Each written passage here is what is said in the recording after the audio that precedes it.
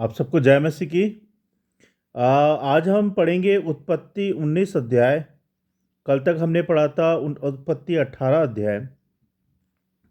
इससे पहले कि हम लोग शुरू करें, आइए हम सब मिलकर प्रार्थना करते हैं।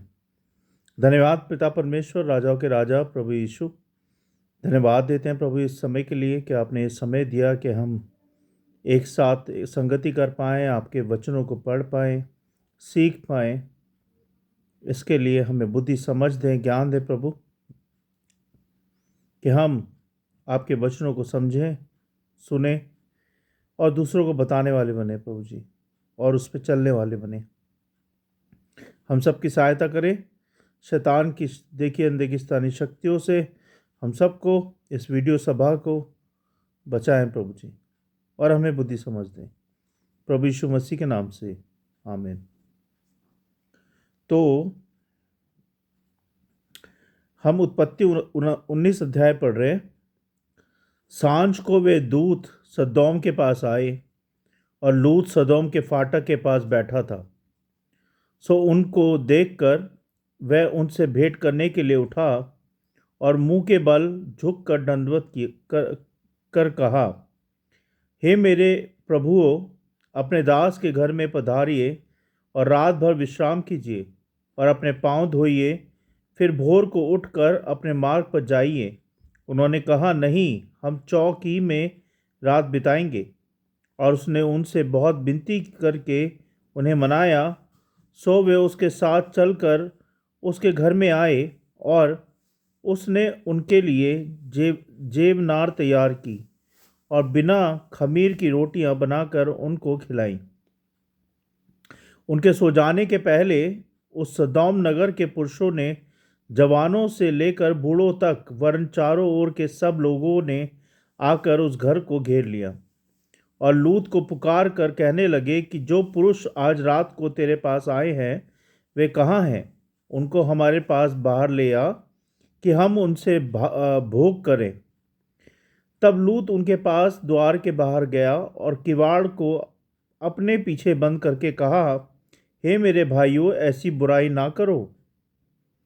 सुनो, मेरी दो बेटियां हैं जिन्होंने अब तक पुरुष का मुंह नहीं देखा।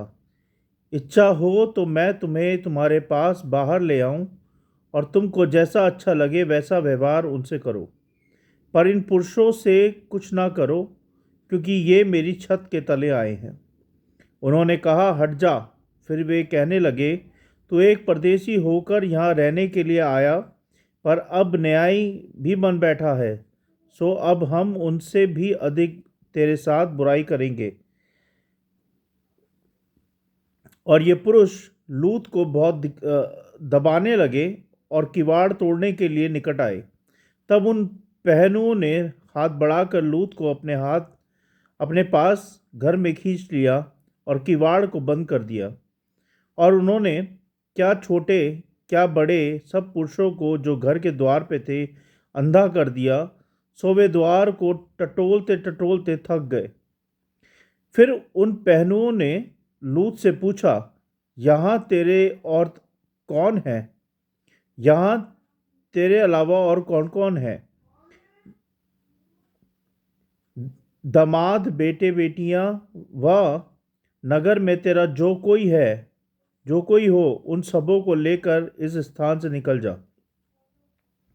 क्योंकि हम यह स्थान नाश करने पर हैं, इसलिए कि उसकी चिल्लाहट यहोवा के सम्मुख बढ़ गई है और यहोवा ने हमें इसका सत्यानाश करने के लिए भेज दिया है। तब लूत ने निकलकर अपने दामादों को, जिनके साथ उसकी बेटियों की सगाई हो गई थी, समझा के कहा, उठो, इस स्थान से निकल चलो, क्योंकि यहोवा इस नगर को नाश किया चाहता है। पर वह अपने दामादों की दृष्टि में ठट्ठा करने हारा सा जान पड़ा है। जब पौ फटने लगी तब दूतों ने लूत से फुर्ती कराई और कहा कि उठ, अपनी पत्नी और दोनों बेटियों को जो यहाँ है ले जा, नहीं तो तू भी इस नगर के अधर्म में भस्म हो जाएगा। पर वे विलंब करता रहा। इससे उन पुरुषों ने उसका और उसकी पत्नी दोनों बेटियों का हाथ पकड़ लिया क्योंकि यहोवा की दया उस पर थी और उसको निकाल कर नगर के बाहर कर दिया। और ऐसा हुआ कि जब उन्होंने उनको बाहर निकाला, तब उसने कहा, अपना प्राण लेकर भाग जा, पीछे की ओर न ताकना और तराई भर में ठहरना, उस पहाड़ पर भाग जाना, नहीं तो तू भी भस्म हो जाएगा। लूत ने उनसे कहा, हे प्रभु, ऐसा ना कर। देख, तेरे दास तेरे दास पर तेरी अनुग्रह की दृष्टि हुई है, और तूने इसमें बड़ी कृपा दिखाई कि मेरे प्राण को बचाया, पर मैं पहाड़ पर भाग नहीं सकता। कहीं ऐसा ना हो कि कोई विपत्ति मुझ पर आ पड़े और मैं मर जाऊं। देख, वह नगर ऐसा निकट है कि मैं वहां भाग सकता हूं, और वह छोटा भी है। मुझे वहीं भाग जाने दे। क्या वह छोटा नहीं है, और मेरा प्राण बच जाएगा? उसने उससे कहा, देख, मैंने इस विषय में भी तेरी विनती अंगीकार की है कि जिस नगर की चर्चा तूने की है, उसको मैं नाश ना करूंगा। फुर्ती से वहां भाग जा, क्योंकि जब तक तू वहां ना पहुंचे, तब तक मैं कुछ ना कर सकूंगा। इसी कारण उस नगर का नाम सौर पड़ा। लूत के सौर के निकट पहुंचते ही सूर्य पृथ्वी पर उदय हुआ। तब यहोवा ने अपनी ओर से सदोम और अमोरा पर आकाश से गंधक और आग बरसाई, और उन नगरों को और संपूर्ण तराई को और नगरों को और उस संपूर्ण तराई को और नगरों के सब निवासियों, भूमि की सारी उपज समेत नाश कर दिया। लूत की पत्नी ने, जो उसके पीछे थी, दृष्टि फेर के पीछे की ओर देखा, और वे नमक का खम्भा बन गई। भोर को इब्राहिम उठकर इस उस स्थान को गया जहां वह यहोवा के सम्मुख खड़ा था, और सदोम और अमोरा और इस तराई के सारे देश की ओर आंख उठाकर क्या देखा कि उस देश में से धधकती हुई भट्टी का सा धुआं उठ रहा है। और ऐसा हुआ कि जब परमेश्वर ने उस तराई के नगरों को, जिनमें लूत रहता था, उलट पुलट कर नाश किया, तब उसने इब्राहिम को याद करके लूत को उस घटना से बचा लिया। और लूत ने सोर को छोड़ दिया और पहाड़ पर अपनी दोनों बेटियों समेत रहने लगा। क्योंकि वह सोर में रहने से डरता था, इसलिए वह और उसकी दोनों बेटियां वहां एक गुफा में रहने लगे। तब बड़ी बेटी ने छोटी से कहा, हमारा पिता बूढ़ा है, और पृथ्वी भर में कोई ऐसा पुरुष नहीं जो संसार की रीति के अनुसार हमारे पास आए। सो हम अपने पिता को दाखमधु पिलाकर, जिससे कि हम अपने पिता का वंश बचाए रखें। सो उन्होंने उसी दिन रात के समय अपने पिता को दाखमधु पिलाया।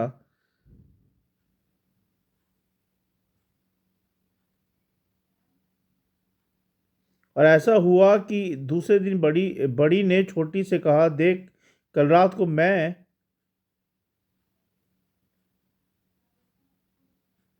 सो उन्होंने उस दिन भी रात के समय अपने पिता को दाखमधु पिलाई।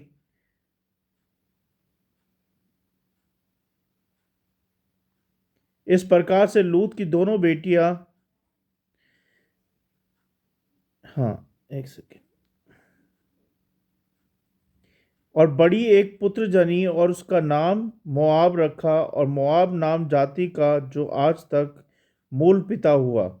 और छोटी भी एक पुत्र जनी, और उसका नाम बेनमी रखा। वह अम्मोन वंशियों का जो आज तक है मूल मूल पिता हुआ। इसमें कुछ ऐसे पैराग्राफ थे जो कि मैं पढ़ नहीं सकता, इसीलिए मैंने उनको पढ़ा नहीं, और मैंने आपको एंड से सुना दिया। आइए हम इसके बारे में आज जानेंगे।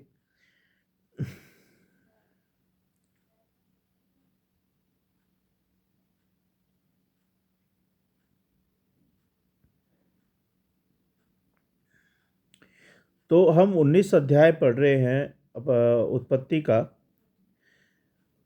सदोम और अमोरा के विनाश, लूत और उसके परिवार की मुक्ति, और उनकी पत्नी के दंड की घटना को दर्शाता है। यह अध्याय पाप के गंभीर परिणामों और परमेश्वर की दया का उदाहरण है। पहला, स्वर्गदूतों का सदोम में आगमन और लूत का आतिथ्य।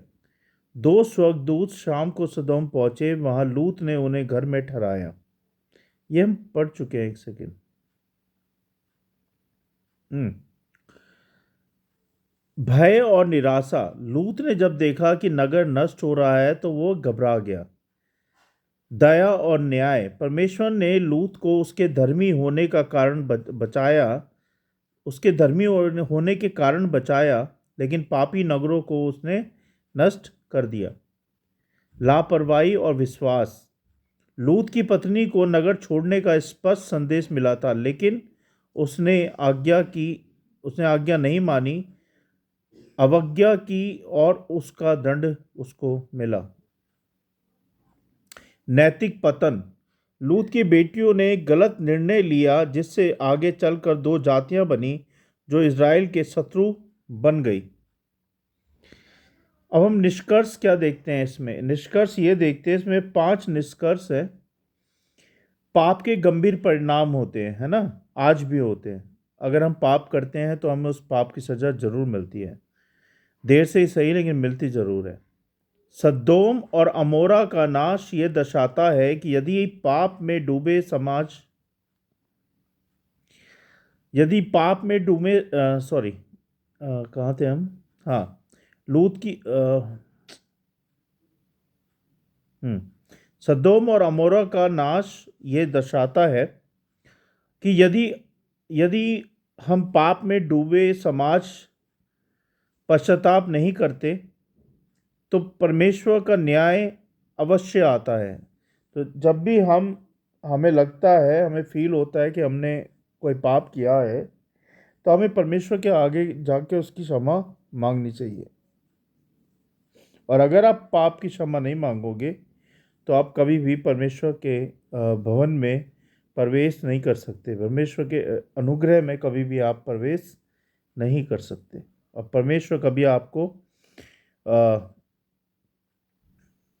अनुग्रह में नहीं लेंगे जब तक कि आप अपने पापों का अंगीकार नहीं करते, क्योंकि हमारा परमेश्वर पिता पवित्र है।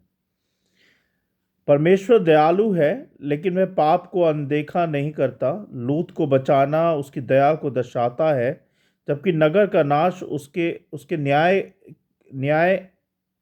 न्याय का कारण था, है ना। आज्ञाकारिता आवश्यक है। लूत की पत्नी की मृत्यु यह सिखाती है कि हमें परमेश्वर की आज्ञाओं का पालन पूरी निष्ठा से करना चाहिए, जैसे कि हमने पहले के वचनों, सॉरी, थोड़ा थक गया हूँ मैं, इसलिए मुझे नींद आ रही है, माफ़ी चाहूँगा। बुरी संगति और पापी वातावरण खतरनाक हो सकते हैं, है ना। लूत ने सदोम में रहना चुना, जिसके कारण उसका परिवार खतरे में पड़ गया। हमें ये सीखना चाहिए कि हमें कैसी संगति और कैसे स्थानों का चुनाव हमें करना है, जिससे कि हम किसी परेशानी में, खतरे में, दुख में ना पड़ जाएं, और साथ साथ हमारा परिवार भी परेशान ना हो जाए। तो हमें इन चीज़ों का ख्याल रखना चाहिए। गलत निर्णय का दुर्गामी प्रभाव होते हैं, है ना। जैसे लूत की बेटियों के गलत निर्णय ने दो जातियां, मोआबिया और अम्मोनियों को जन्म दिया, जो आगे चलकर इजरायलियों के लिए शत्रु बन गए। तो हम एक बार रिवाइज कर लेते हैं। एक हमने देखा पाप के गंभीर परिणाम होते, जब हम पाप करते हैं तो पाप के वचन में भी लिखा है कि पाप की मजदूरी तो मृत्यु है। जब आप पाप करते हो तो आपको मृत्यु जल्द ही आएगी। परमेश्वर दयालु पिता है, ये हम सबको पता है। प्रेमी पिता है परमेश्वर। परमेश्वर ने हमारे पापों के लिए मारे गए, गाड़े गए और तीसरे दिन जीवित हो गए। उन जैसा प्रेम ना आज तक किसी ने किया है और ना ही कोई कर सकता है। तीसरा हमने देखा आज्ञाकारिता और आवश्यक। लूत की पत्नी की मृत्यु यह सिखाती है कि परमेश्वर की आज्ञाओं का पालन पूरी तरह से करना चाहिए, नहीं तो आपको उसका दंड मिलेगा। बुरी संगति और पापी वातावरण, है ना, इसके बारे में हमने देखा कि लूत ने सदोम से रहना चुना, जिसके कारण उसका परिवार खतरे में पड़ गया। तो कई बार हमारे गलत डिसीजन हमें गलत चीज़ की ओर ले जाते हैं, हमारे परिवार को ले जाते हैं। तो इसलिए हमें सोच समझ के लाइफ के अंदर कदम उठाना चाहिए, जिससे कि हम तो बुरे फंसे प्रॉब्लम में, लेकिन हमारा परिवार भी उसमें प्रॉब्लम में आ गया है। तो हमें सोच समझ के हर कदम को उठाना चाहिए। गलत निर्णय की दूरगामी प्रभाव होते हैं। जब हम कई बार गलत निर्णय ले लेते हैं तो हमें उसके उसके दुष्परिणाम सहने पड़ते हैं, और ना कि हमें हमारे परिवार वालों को भी उसके दुष्परिणाम सहने पड़ते हैं। तो ये बहुत बार हुआ है, पहले भी होता था और अभी भी हुआ है। तो हमें इन बातों का ध्यान रखना चाहिए। आइए हम सब मिलके प्रार्थना करेंगे। परमेश्वर के वचन को पढ़े जाने और सुने जाने पर आशीष दें। सर्वशक्तिमान हमारे अनुग्रहकारी पिता, राजाओं के राजा, प्रभु यीशु, हम धन्यवाद देते हैं प्रभु कि आपने हमारे लिए रास्ता खोला कि हम आपके वचन को पढ़ें, सुने और सीखें और दूसरों को बताने वाले बने। बहुत बहुत धन्यवाद प्रभु आज के वचनों के लिए। इन वचनों को करोड़ों गुना फैलाएं, सबके दिलों में ग्रहण योग्य हो प्रभु जी।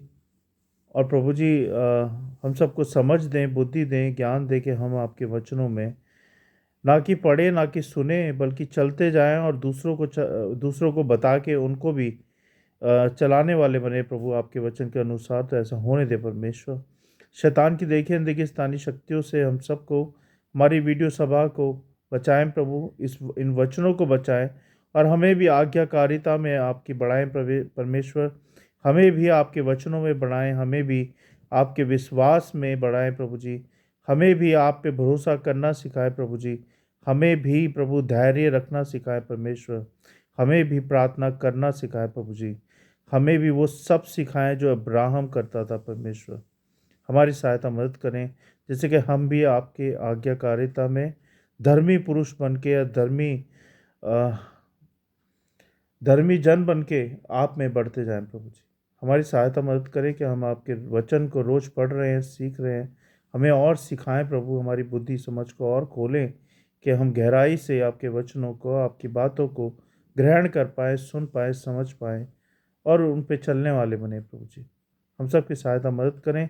बहुत बहुत धन्यवाद प्रभु इस वीडियो सभा के लिए, हम सब के लिए, सारी बातों के लिए, सारी आशीषों के लिए और अभी तक हमें संभालने के लिए।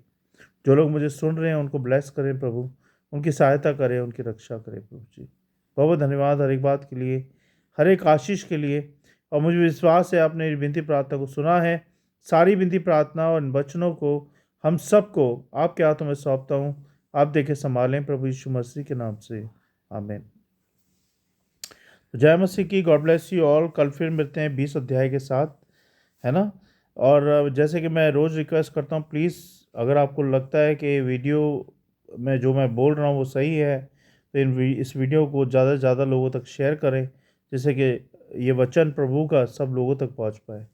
हमारी सहायता करें दूसरों तक पहुँचने के लिए। और आपकी कोई प्रार्थना है, कोई परेशानी है, कोई दुख है, तो हमें बताएं, हम आपके लिए प्रार्थना करेंगे। Thank you. God bless you all. Good night. Thank you so much. जय मसीह की।